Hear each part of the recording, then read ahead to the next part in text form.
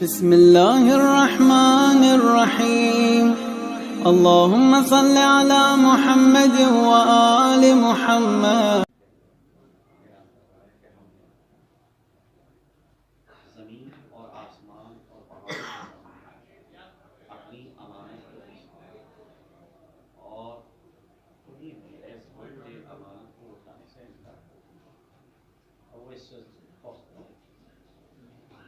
اس وقت انسان آگے بڑھا اور اس نے اس بوجھ امانت کو اٹھانے کی ذمہ داری. بے شک انسان بہت بڑا سے بن گئے اور بہت بڑا. قرآن کریم کی جو آیات ہیں ان میں جو خطابات قرآنی یہ مستقل بحث ہے علوم قرآن یہ خطابات قرآن کبھی جو ہے خارج میں ایک مخاطب موجود ہے اور اس سے خطاب کیا. مثال کے طور پر صاحبان ایمان خارج میں موجود ہے اور اللہ ان سے خطاب کر رہا ہے یا ایھا الذین آمنوا کتب علیکم الصیام. اے صاحبان ان پر روزوں کو فرض کیا. یا گروہی یہ شخص ہے یا ایھا النبی حسبک اللہ ومن اتبعک من المؤمنین. اے پیغمبر اللہ آپ کے لیے کافی ہے اور مومنین میں سے بولو جو آپ کی ہے. لیکن بعض خطابات ایسے ہیں کہ جہاں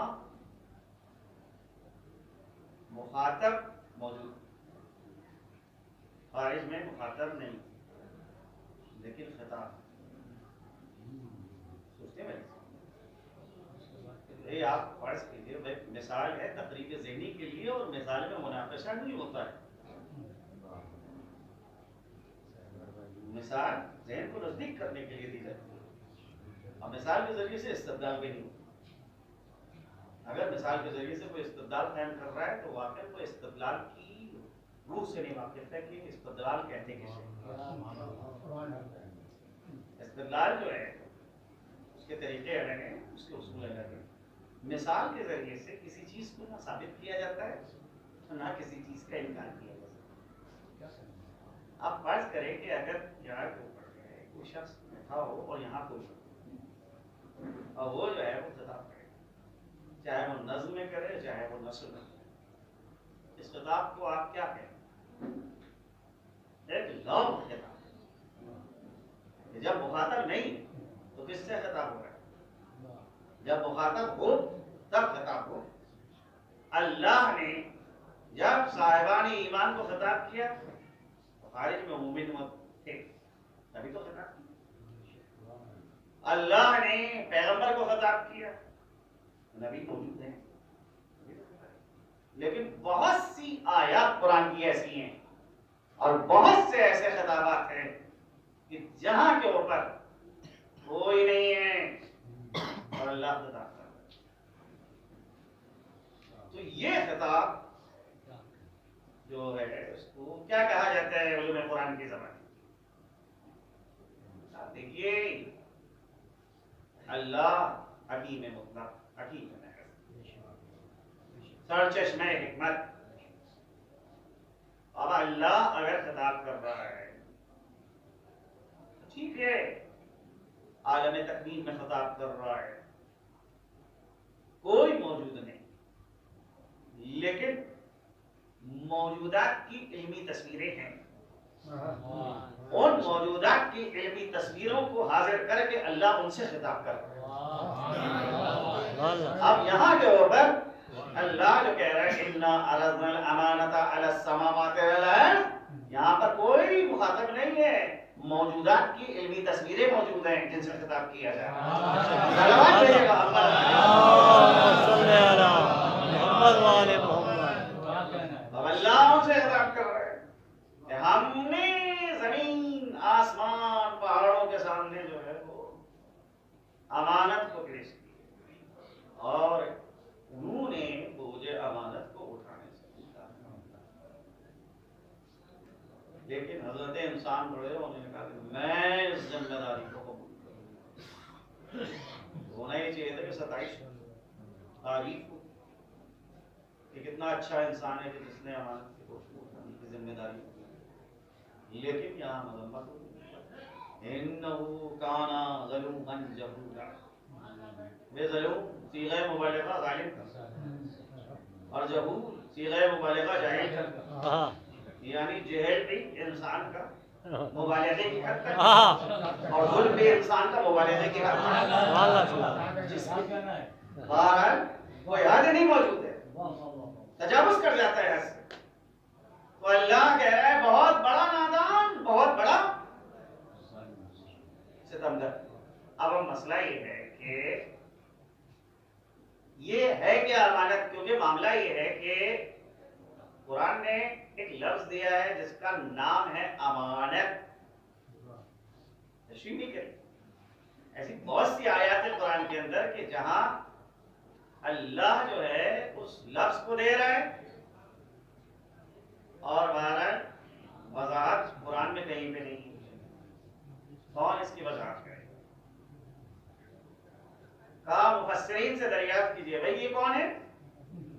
کہا یہ لغت کے اعتبار سے ان کو کہا جاتا ہے کہ جو کشف القنا یعنی نقاب کو اٹھائیں، انہیں کہا جاتا ہے مفسر، یعنی جو الفاظ قرآنی پہ حجاب پڑا ہے، پردے پڑے ہیں، جو اس کو اٹھائے اور خارج میں مصداق کو معین کرے اسے کہتے ہیں مفسر، یعنی تبیین کرے۔ تو پہلا مفسر قرآن کا وہ کہ جس پہ قرآن نازل ہو، اور وہ بہرحال سلسلہ چلتا رہا، اور بعد میں جو اس دسترخوان کے خوشاچین تھے وہ بنے پھر مفسر۔ اب وہ نتیجہ یہ ہے کہ وہ سلسلہ آج تک قائم ہے۔ تو مسئلہ یہ ہے کہ جب تک باب علم مفتوح تھا، باب حجت مفتوح تھا، اس وقت تک جو بات آ رہی تھی وہ بات یقین پہ مشتمل ہے، لیکن جب باب علم مسدود ہو چکا ہے تو اب جو بات آ رہی ہے وہ زن کے اوپر مشتمل ہے۔ تو جب زن پر مشتمل ہے تو بہرحال ایک زن کے مقابلے میں دوسرا زن آ جاتا ہے۔ وہ زن کے جو آپ نے کیا ہے وہ آپ کے لیے حجت، اور جو میں زن کروں وہ میرے لیے حجت۔ ارے بھائی آپ نے کچھ قرائن دیکھے اور ان قرائن کی روشنی میں گمان کیا کہ یہ ہوگی حقیقت، میں نے کچھ قرائن دیکھے، میں نے فیصلہ کیا کہ حقیقت یہ ہوگی۔ آپ اپنے زن کو مجھ پر نہیں تھوپ سکتے، میں اپنے زن کو آپ پر نہیں تھوپ سکتا۔ ہاں معاملہ یقین کا اگر ہوتا تو بہرحال ہم سب کی ذمہ داری تھی کہ ہم سب یقین کو امام بنائیں اور ہم سب اس کے مامون بنے، لیکن جب معاملہ یقین کا نہیں ہے، ظن کا ہے، تو ظن میں بہرحال مکمل طور کے اوپر آزادی ہے۔ آج باب اجتہاد کھلا ہے، جتنے بھی فتاوا ہے ہر فتوا ظن پہ مشتمل ہے۔ کوئی پڑھے یہ نہیں لکھتا ہے کہ بے یقین آپ اگر اس پر عمل کریں گے تو ان اللہ آپ کے لیے عمل جو ہے وہ معجور ہوگا اور آپ جو ہیں بری الذمہ ہوگا۔ امید کرتا ہوں کہ آپ مجزی ہوں گے اور عمل جو ہے وہ آپ کا قابل قبول ہوگا۔ کیوں؟ امید اتنی آپ نے کوشش کی، اتنی عمر جو ہے وہ آپ نے جو ہے اس میں صرف کی، اس کے بعد آپ کہہ رہے ہیں کہ امید کرتا ہوں، میں نے اپنی توانائی صرف کی ہے، میں نے اپنی توانائی کے مطابق، اپنی کوشش کے مطابق حقیقت کے سمندر تک پہنچنے کی کوشش کی۔ اب بہرحال جو ہے اگر واقع کے مطابق ہو تو کیا کہنا، اور اگر واقع کے مطابق نہ ہو تو ہمارا عند اللہ جو ہے وہ معاف ہے، معجون تو ہے۔ اب مفسرین جو ہے جو نظریہ دیتے ہیں وہ ہوتا ہے ظنیات پہ مشتمل۔ جب ایک چیز ظن پہ مشتمل ہو تو نتیجہ یہ ہے کہ پھر اس کے اندر تجدد پیدا ہو۔ جب ایک شے یقین پہ مشتمل ہوتی ہے تو وہاں تجدد کا سوال نہیں. جب ظن پہ مشتمل ہے تو جتنا جتنا علم کا قافلہ آگے بڑھے گا اتنا زیادہ جو ہے اس کے اندر تجدد پیدا ہوگا. اسی بنا کے اوپر زمانے کے ساتھ ساتھ تفسیریں قرآن کی نہیں آتی ہے. ایک مفسر جو ہے وہ ایک اعتبار سے تفسیر کرتا ہے، دوسرا مفسر جو ہے وہ دوسرے اعتبار سے تفسیر کرتا ہے، تیسرا مفسر جو ہے وہ تیسرے اعتبار سے تفسیر کرتا ہے.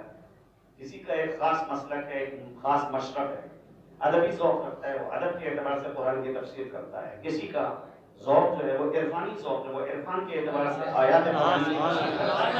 کسی کا مذہبی ذوق ہے، عقلی ذوق ہے، وہ عقل کی روشنی میں جو ہے قرآن کی تفسیر کرتا ہے. کسی کا روایی ذوق ہے، وہ روایات کی روشنی میں جو ہے وہ قرآن کی تفسیر کرتا ہے. جس کا جیسا ذوق ہے وہ بہرحال اس اعتبار سے تفسیر کرتا ہے. اور مفسرین جو ہیں وہ جو بھی نظریہ پیش کرتے ہیں وہ سب کا سب نظریہ ظن پہ مشتمل ہوتا ہے. تو اب اگر مفسرین سے پوچھا جائے کہ یہ بتائیے امانت سے مراد یہاں پر کیا ہے؟ جس امانت کو اللہ سبحانہ و تعالیٰ نے آسمان کے سامنے پیش کیا، زمین کے سامنے پیش کیا، پہاڑوں کے سامنے پیش کیا، اور ان لوگوں نے مجھے امانت کو اٹھانے سے انکار کر دیا. اس امانت سے کیا مطلب؟ تو ہر ایک نے اپنے اعتبار سے تفسیر بعض نے کہا کہ اس سے جو ہے اللہ سبحانہ و تعالیٰ کی توحید مراد ہے. بعض نے کہا کہ اس سے تسبیح الہی مراد ہے. بعض نے کہا کہ اس سے ولایت الہیہ مراد ہے. ہر ایک اپنے اعتبار سے نظریہ پیش کرتا ہے. اگر تسبیح الہی مراد ہے کہ اللہ نے تسبیح کو امانت کا نام دیا تو خود قرآن کہہ رہا ہے قرآن کے اوپر نظریات کو پرکھیے. قرآن ہے کسوٹی، معیار قرار دیا گیا ہے کہ اگر نظریہ قرآن کے مطابق ہے آمنا وسلمنا، لیکن اگر قرآن سے کا مخالف ہے نظریہ، قرآن کو نظریہ قابل قبول نہیں. اگر یہ کہا جا رہا ہے کہ امانت سے مراد تسبیح الہی ہے تو خود قرآن کہہ رہا ہے فَإِنْ مِنْ شَيْءٍ إِلَّا تَسْبِيحُ اللَّهِ. ارے زمین اور آسمان میں کوئی ایسی چیز نہیں ہے جو تسبیح الہی میں مشغول نہیں. ہر شے تسبیح الہی کر رہی ہے.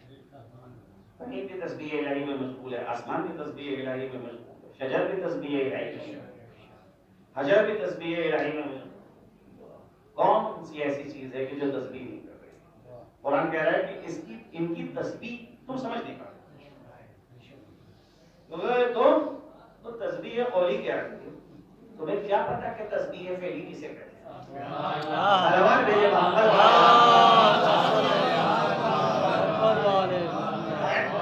تسبیح فعلی تمہیں علم ہو جائے تو تم مخلوقات میں تلاش کر لو گے کون کس انداز سے تسبیح کر رہا ہے. کوئی ایسی مخلوق نہیں ہے جو تسبیح نہ کرے. معلوم ہے کہ امانت سے مراد تسبیح الہی نہیں، کیونکہ آیت کا جو آخری حصہ ہے ماشاءاللہ صاحبان ادب بیٹھے ہیں اور ادبی یہ مسئلہ ہے کہ سیاق کے اعتبار سے کلام میں اگر وحدت نہیں پائی جاتی تو وہ کلام جو ہے اس طرح کا شکار ہو جائے گا اور پھر قائل ہے متکلم ہو جائے حکیم. جس کا صدر کلام اور ذیل کلام جو ہے اس میں کسی قسم کا کوئی تناسب نہیں پایا جاتا ہے، کوئی وحدت نہیں پائی جاتی، تو اس کے بعد معاملہ یہ کہ خلل آ رہا ہے کلام کے اندر. یہاں صدر اور ذیل کو اگر ملایا جائے تو نتیجہ کیا نکلتا ہے کہ صدر اور ذیل میں وحدت پائی جاتی ہے. امانت کا تذکرہ صدر میں ہے، ذیل میں کہا جا رہا ہے کہ انسان نے امانت کو قبول کیا اور بے شک انسان بہت بڑا ستمگر ہے اور بہت بڑا نادان ہے. نادانی اور ستم کی نسبت اس کی جانب دی گئی جو اپنے اندر عدالت اور علم کی صفت پیدا کر سکتا ہو۔ آپ دیوار کو نہیں کہہ سکتے کہ دیوار بہت نادان ہے، کیونکہ ملکہ اور عدم ملکہ کا سوال آ رہا ہے۔ آپ زمین کو نہیں کہہ سکتے کہ زمین بڑی جاہل ہے، جب اس میں صفت علم بھی پیدا ہو سکتی تو جہل کا کیا سوال ہے؟ یہ دو صفتیں ظلم اور جہل کی صفت اسی مخلوق پہ پائی جائے گی کہ جس مخلوق میں یہ صلاحیت پائی جاتی ہو کہ وہ عدالت اور علم سے اپنے آپ کو متزین کرے۔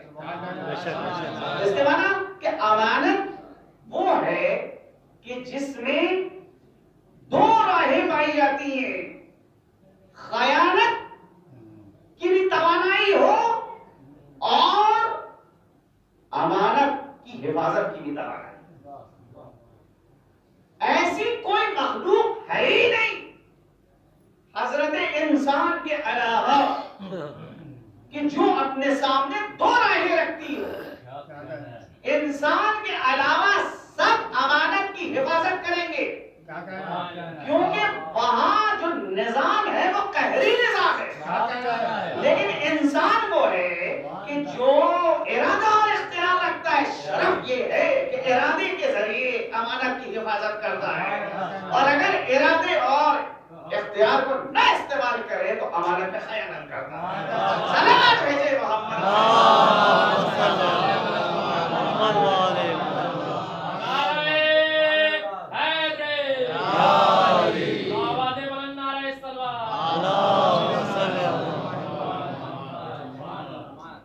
پھر وہ امانت ہوگی کہ جہاں خیانت کا امکان ہو، لیکن جہاں خیانت کا امکان نہیں ہے اس کو امانت کا نام نہیں دیا جا سکتا۔ عزیزان گرامی، اب آپ غور کیجئے کہ بہرحال اکثر ہمارے مفسرین جو ہے اس بات پہ اتفاق رکھتے ہیں کہ امانت سے مراد تکالیف شریعت، امانت سے مراد شریعت الہی ہے، امانت سے مراد قانون الہی ہے کہ جب انسان قانون کی مخالفت بھی کر سکتا ہے، اور انسان میں یہ بھی توانائی پائی جاتی ہے کہ وہ قانون کی پاسداری بھی کر سکتا ہے، اور قانون کی مخالفت یا تو جہل کی بنیاد پر ہوتی ہے یا انسان جو ہے بغاوت کرے اور ظلم کرے اس کی بنیاد پر ہو۔ ان دونوں اسباب کو اللہ نے اس آیت میں ذکر کر دیا کہ قانون کی حفاظت علم کی بنیاد پہ ہوگی، قانون کی حفاظت ظلم سے دوری کی بنیاد پہ ہوگی۔ لہذا وہ دوسرے مکاتب فکر کہ جو شریعت کو عذاب سمجھتے کہ اللہ سبحانہ و تعالیٰ نے یہ جو شریعت دنیا میں بھیجی تو اس لیے بھیجی کہ یہ انسان کو گویا کہ سزا دیا، اور ہو سکتا ہے کہ بعض اوقات کو یہ چیز جو ہے وہ ان کے مطالعے کے مطابق، لیکن حقیقت حال یہی ہے کہ شریعت جو دنیا میں آئی ہے بعض مکاتب فکر کی تفسیر کے مطابق انہیں مسلمان نہیں ہیں، وہ غیر مسلم ہیں، ان کا ہی نظریہ ہے، یہ انسان کے لیے گویا کہ سزا ہے۔ اللہ نے جو شریعت دی، لیکن اسلام کہہ رہا ہے کہ یہ شریعت سزا نہیں ہے، امانت ہے، اس کو امانت سے تعبیر کیا کہ اگر انسان اس شریعت اس قانون الہی کی حفاظت کر رہا ہے تو یعنی امانت الہی کی ادائیگی۔ لیکن ایک نظریہ اور بھی، اور وہ نظریہ جو ہے وہ بھی آپ کے سامنے رکھتا ہوں، اور جو ہے اگر آپ تحقیق کریں جستجو کریں تو اگر واقعے کے مطابق مل جائے یا تعین ہو جائے اس کے اوپر جو ہے خوشی کا اظہار ہے۔ وہ نظریہ یہ ہے کہ خود امانت کہ کسی ایک مصداق کو ہم اور آپ دیکھیں، امانت ایک مفہوم عام، اس مفہوم عام کے مصادیق مطابق جس طرح سے انسان ایک مفہوم عام، اس مفہوم عام کے مصادیق متعدد، اس کا ایک مصداق زید ہے، اس کا ایک مصداق بکر، اس کا ایک مصداق فائد، اس کا ایک مصداق جو ہے مثال کے طور پر ایک عالم بھی، اس کا ایک مصداق ایک فاجر اور فاسق بھی، اس کا ایک مصداق نبی بھی، اس کا ایک مصداق رسول بھی، اس کا ایک مصداق جو ہے کامل انسان بھی ہے، انسان کامل بھی ہے، یہ سارے مصداق۔ اب مثال کے طور کے اوپر اللہ نے کہیں کے اوپر انسان کو خطاب کیا تو معلوم یہ ہوا کہ یہاں جو انسان کا مصداق کامل ہے وہ مراد ہے اللہ، اس کو خطاب کیا جا رہا ہے، لیکن خود مفہوم انسان سب کے اوپر اطلاق کرے گا۔ امانت اس کے مصادیق متعدد مانے جا سکتے ہیں، لیکن سوال یہ ہے کہ مراد متکلم کیا ہے؟ اگر ہم اور آپ مراد متکلم تک پہنچ جائیں تو یہ ہماری اور آپ کی بہت بڑی کامیابی ہے کہ ہم مراد متکلم تک پہنچ جائیں۔ متکلم کی مراد جو ہے وہ یہ ہے، اکثر جو ہے وہ تھک کے راستہ ہی چلنا چھوڑ دیتے ہیں کہ کیا کریں، راستہ انتہائی طولانی اور دشوار ہے۔ اکثر جو ہے وہ زید کو زحمت ہی نہیں دیتے کہ تحقیق کی جائے اور جستجو کی جائے، لہذا جو ہے وہ کہتے ہیں بس جو چیزیں سن لی ہیں بس وہی کافی ہے، اس زید میں جو ہے تحقیق نہیں۔ تو امانت ایک مفہوم عام، اس مفہوم عام کے مصادیق متعدد، ایک مصداق ہے مثال کے طور پر مادی امانت، کہ میں نے آپ کے پاس ایک امانت رکھی ہے، آپ نے جس طرح سے میں نے آپ کے پاس رکھائی تھی کمال امانت کا ثبوت دیا، وہ امانت مجھے واپس کری، یہ ایک مصداق۔ دوسرا مصداق ہے قول کی شکل میں، مادے کی شکل میں نہیں ہے۔ میں نے ایک بات ایک راز آپ کو بتایا اور کہا کہ یہ راز آپ تک رہے، آپ اس راز کو کسی دوسرے کے سامنے افشا مت کیجیے۔ آپ نے اس راز کو محفوظ رکھا تو یہ ہے امانت قولی۔ ایک مرتبہ امانت نہ مادے سے ربط رکھتی ہے نہ قول سے ربط رکھتی ہے، بلکہ امانت جو ہے وہ قانون سے ربط رکھتی ہے، اور یہ قانون الہی کی شکل، بھائی اس قانون کی حفاظت کرتا ہے۔ بھائی قانون کی حفاظت کے معنی کیا ہے؟ کہ اس کو منوان جو ہے ویسے محفوظ رکھنا ہے، یا قانون کی حفاظت کے معنی یہ ہے کہ معاشرے کے اندر، سماج کے اندر اس قانون کو جاری کرنا ہے، اجرا کرنا ہے۔ اس قانون کی کیا اہمیت کہ قانون تو ہو لیکن معاشرے میں قابل عمل نہ ہو۔ قانون وہ اہمیت کا حامل ہے کہ صرف کتابوں میں نہ رہے بلکہ معاشرے میں عملی طور پہ نظر آئے۔ تو اگر معاشرے میں عملی طور پہ قانون الہی نظر آ رہا ہے تو گویا امانت الہیہ کی حفاظت ہو رہی ہے، اور اگر معاشرے میں قانون الہی کو پامال کیا جا رہا ہے تو امانت الہیہ میں خیانت ہو رہی ہے۔ صلوات ہے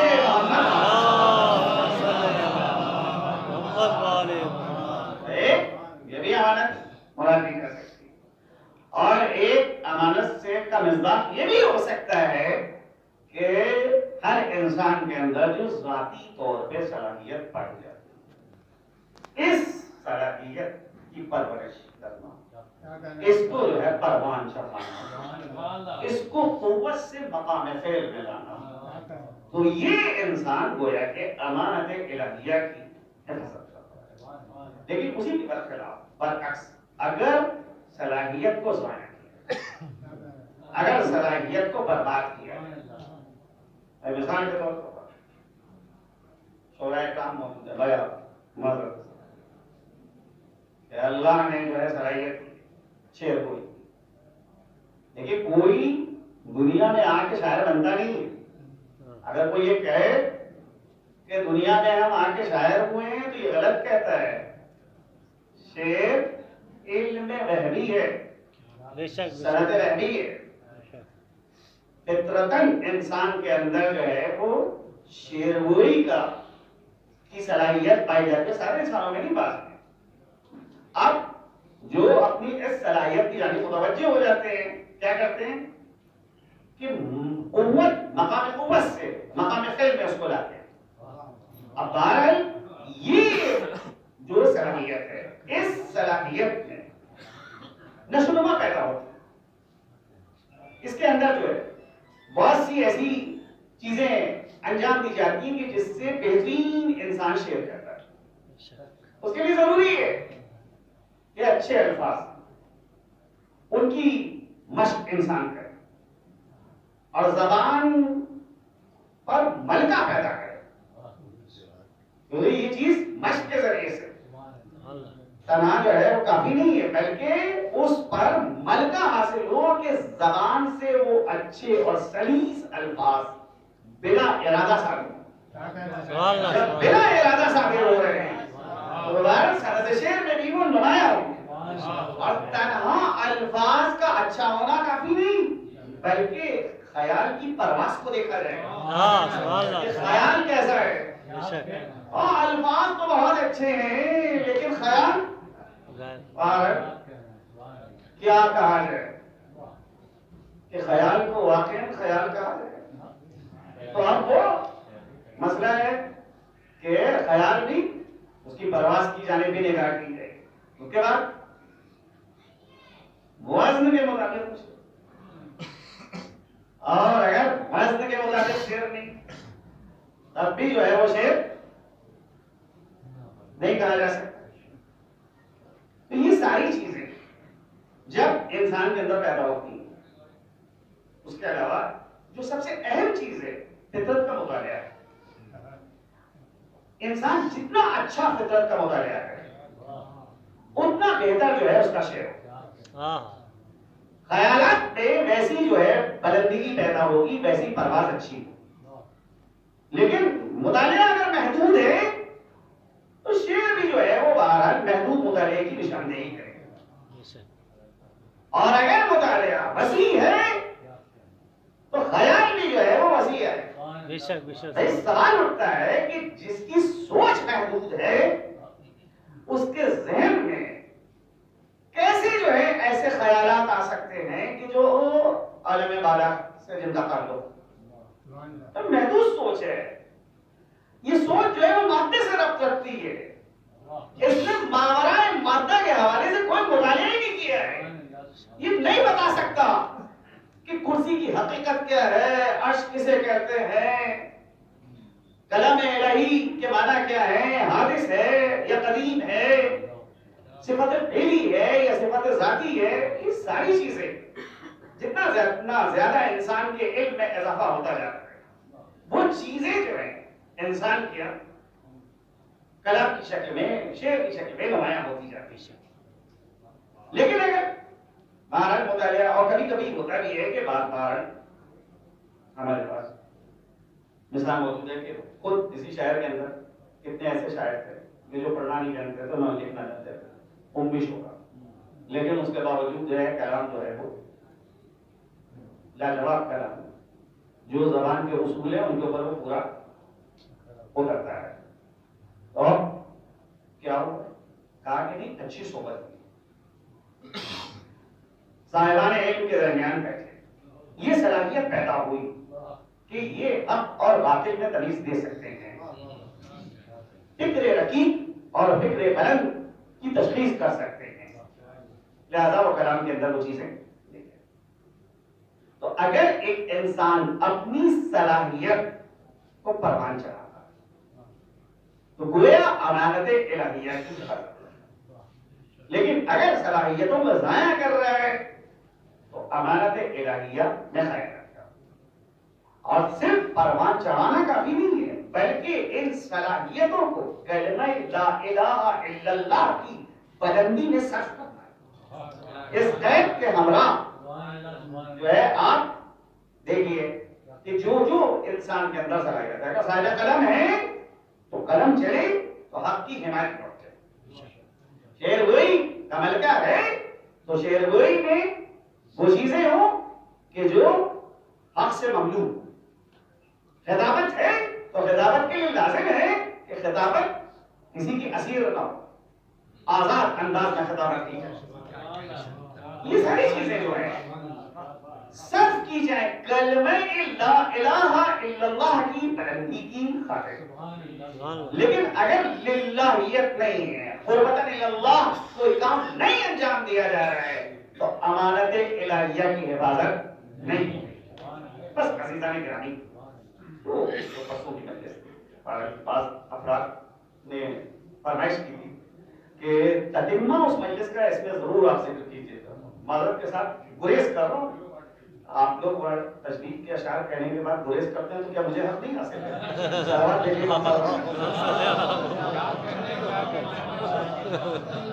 ایک بار اس سے بہتر آواز سے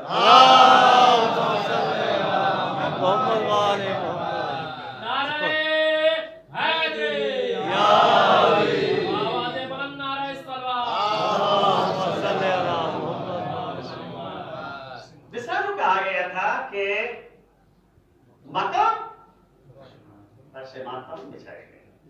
اگر میں نے استقبال کیا، لوگوں سے معلوم کرنے کی کوشش کی کہ تزمین اس نے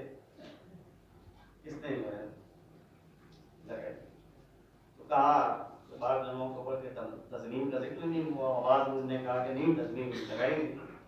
خیر ایک تزمین نقل کی گئی اور میں نے کہا کہ اس میں اگر اس تزمین کو رکھا جائے تو تزمین میں جو ہے دعائیہ انداز ہے، دعا کی شکل ہے، اور مصرع جو ہے وہ خبر کی شکل ہے.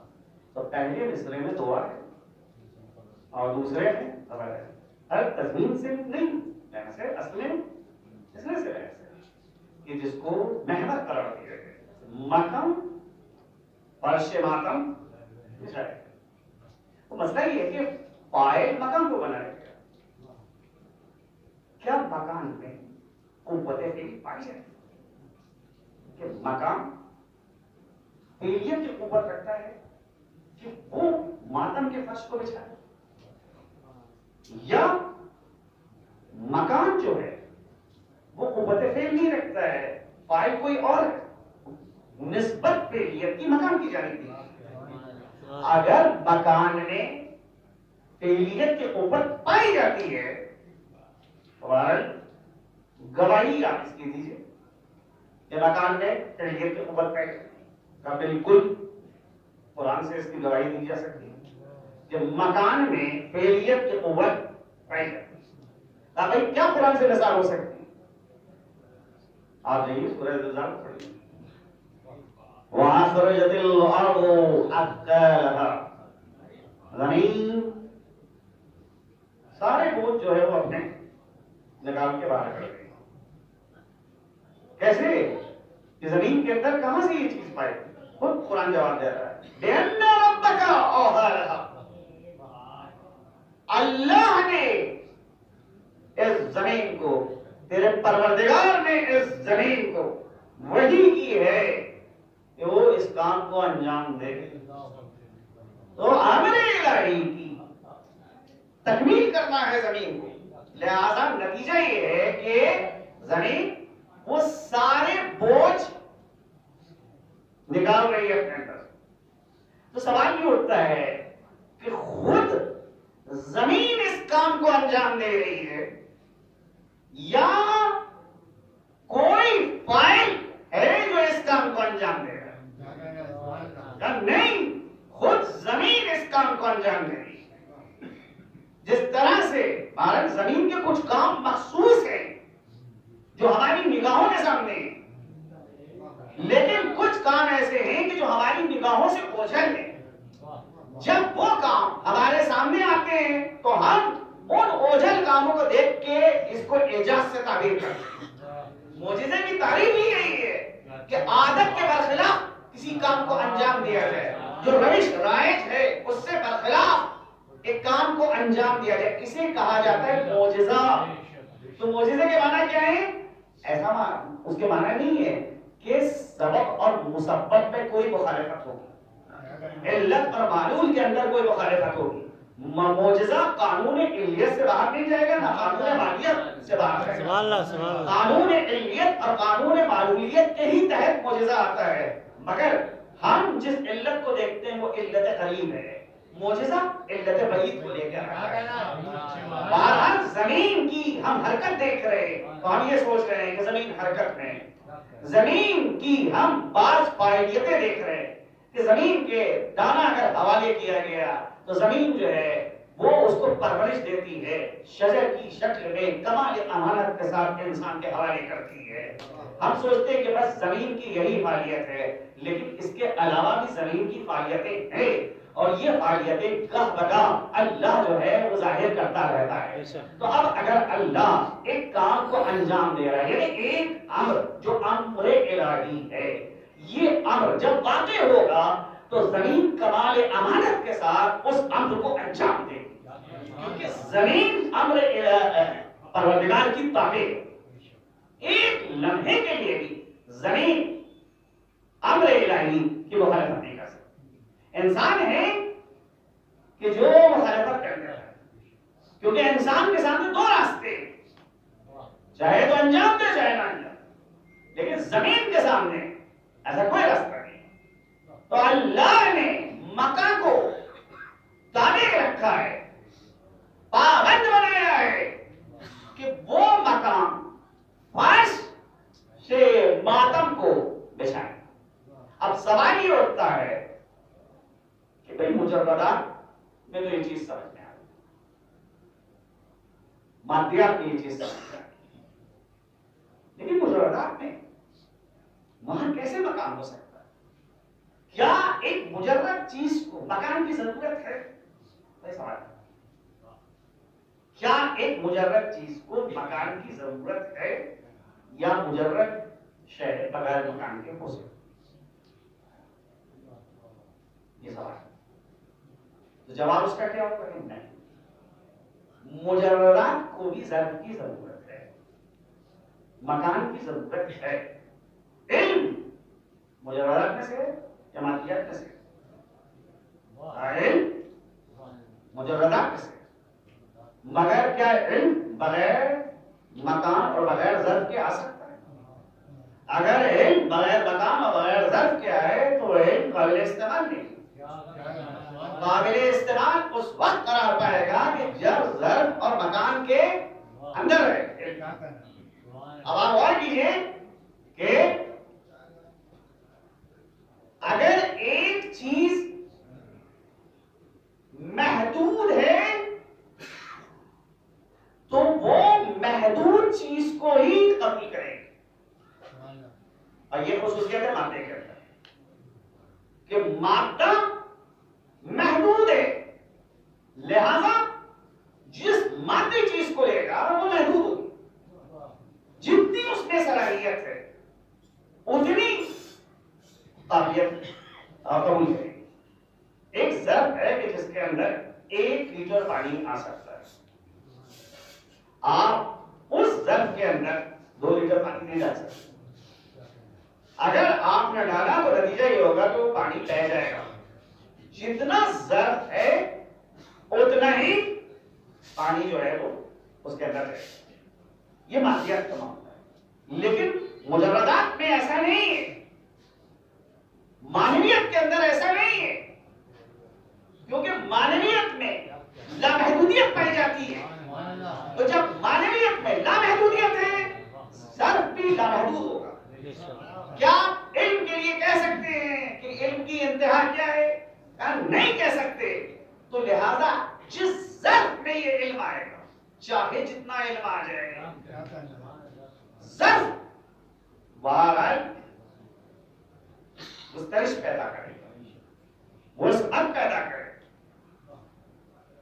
معنویت میں لامحدودیت پائی جاتی ہے، مادیت میں محدودیت پائی جاتی ہے. گناہ اس کا تعلق مادیت سے، لیکن اعمال خیر اور اچھائیاں فضائل اس کا تعلق معنویت سے. گناہ اس کی ایک انتہا ہے کہ آپ اس شخص کو دیکھیں، تزکیہ کریں کہ جو گناہ کی راہ پہ گامزن ہو چکا ہے، ایک منزل وہ آئے گی کہ آخر میں راستہ اس کے لیے مسدود ہوگا، بند ہوگا. اور یہ محاورہ ہے عربوں کا کہ اذا تجاوز الشیء عن حدہ یرجع الی اصلہ. جب ایک ایک چیز اپنی حد سے آگے بڑھ جاتی ہے تو بہرحال اپنے اصل کی جانب چلی جاتی ہے. تو گناہ جو ہے اس کی بھی ایک حد ہے، ظلم جو ہے اس کی بھی ایک حد ہے، جہل ہے اس کی بھی ایک حد ہے، لیکن اس کے مقابلے میں علم اس کی کوئی حد نہیں، سخاوت اس کی کوئی حد نہیں، عمل خیر اس کی کوئی حد نہیں، کیونکہ اس کا تعلق ہے معنویت سے. جتنی بھی معنوی چیزیں اس کی کوئی حد نہیں. یعنی کوئی انسان یہ دعویٰ نہیں کر سکتا کہ بہت اچھائیاں کر لی، بہت نیکیاں کر لی، بہت فضائل پیدا کر لی. نہیں، ایک فضیلت کے بعد دوسری فضیلت، دوسری فضیلت کے بعد تیسری فضیلت. یہ معنویت کا سفر ہے جو کبھی نہیں ختم ہوگا. تو جو معنویت کا سفر ہے وہ کبھی تمام نہیں ہوتا. معنویت کے امور اپنے اندر گسترش رکھتے ہیں، وسعت رکھتے ہیں، تو معنویت کا مکان بھی گسترش رکھتے ہیں. ماتم سید الشہداء امر معنوی ہے، امر مادی نہیں ہے. تو جب امر معنوی ہے تو مکان مادے کے سے اس کو تشبیہ نہیں دی جا سکتی، معنویت سے اس کو تشبیہ دی جائے گی. تو اب یہ مکان جہاں جہاں آپ فرض کریں ہر جگہ کے اوپر اور فرش ماتم جو ہے وہ اس مکان میں بچھے گا. اب یہ فرش ماتم کیسے بچھے گا، کس انداز سے بچے گا؟ جس طرح سے ہم اور آپ کائنات میں مخلوقات کی تسبیح کو نہیں سمجھ سکتے، اسی طرح سے کائنات میں جو ماتم سید الشہداء ہے اس کو بھی درک نہیں کر سکتے کہ کائنات میں یہ جو آیات ہیں وہ کس طرح سے ماتم سید الشہداء ہے. تو یہ امر معنوی ہے جس کی ہم کو تمیز نہیں ہے، ہم وہاں کے اوپر فرق نہیں قائم کر پاتے. یہ ایک معنوی امر ہے. تو جب ایک معنوی امر ہے تو بہرحال اس دنیا میں بھی ماتم ہو رہا ہے، عالم بالا میں بھی ماتم ہو رہا ہے، وہاں کے اوپر بھی فرش سے ماتم بچھا ہوا ہے. سوال اٹھتا ہے کہ کب تک یہ ماتم ہوتا رہے گا؟ جواب یہ ہے کہ جب تک ظالم اپنے کیفر کردار تک نہ پہنچ جائے، مظلوم کو اس کا حق نہ مل جائے، اس وقت تک یہ سزائے احتجاج اس سزائے احتجاج میں تنہا نہیں ہے، پوری کائنات ہمارے ہمراہ ہے. سلام بھیجے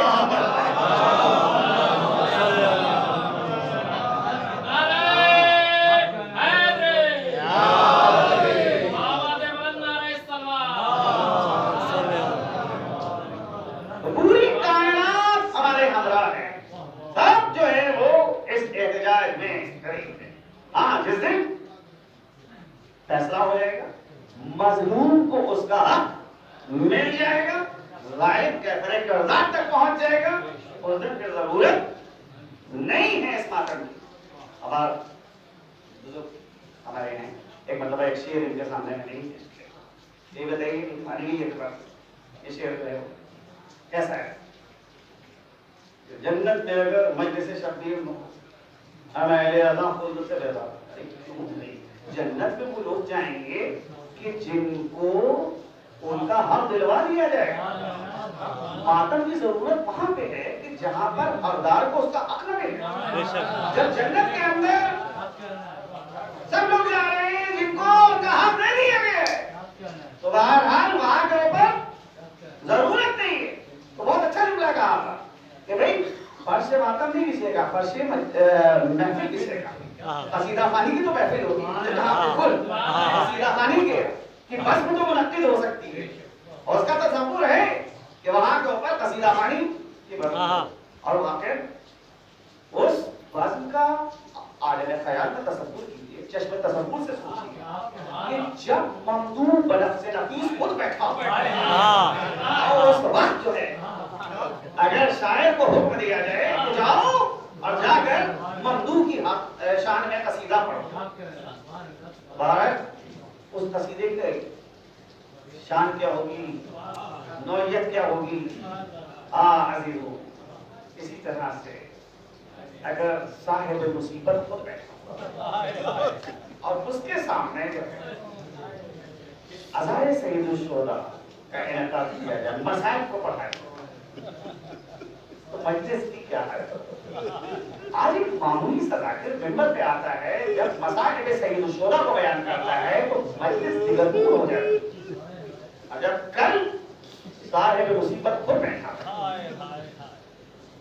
تاریخ میں واقعات نقل ہوئے ہیں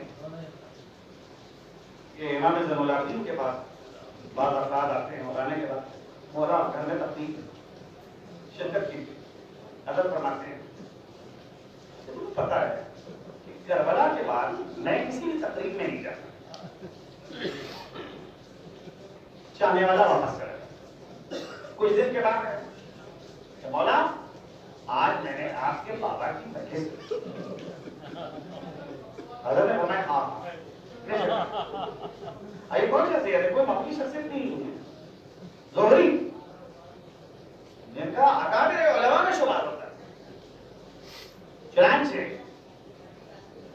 مجلس منعقد کی گئی, حضرت کو صدر مجلس میں جگہ کی اور ذاکر نے مرثیہ حضرت کا شروع کیا اور اتنا زیادہ گریہ ہو رہا تھا کسی کو ہوش نہیں.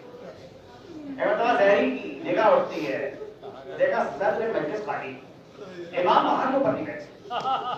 زہری بے چین ہو جاتے, اٹھے اور تلاش کرنا شروع کیا کہ امام کہاں کیوں. دیکھا جہاں عزاداروں کے نالین رکھے امام وہاں کو پڑھے. زہری وہاں کے اوپر جاتے کہتے ہیں مولا آپ یہاں پہ تشریف فرما ہے, ارے آپ تو میرے صدر مجلس میں بیٹھا تھا. حضرت نے فرمایا ارے تمہاری ظاہری نگاہیں دیکھ رہی ہے کہ یہاں کون آیا ہے, میری نگاہوں سے دیکھو کہ اس مجلس میں کون شرکت کرنے کے لیے آیا ہے.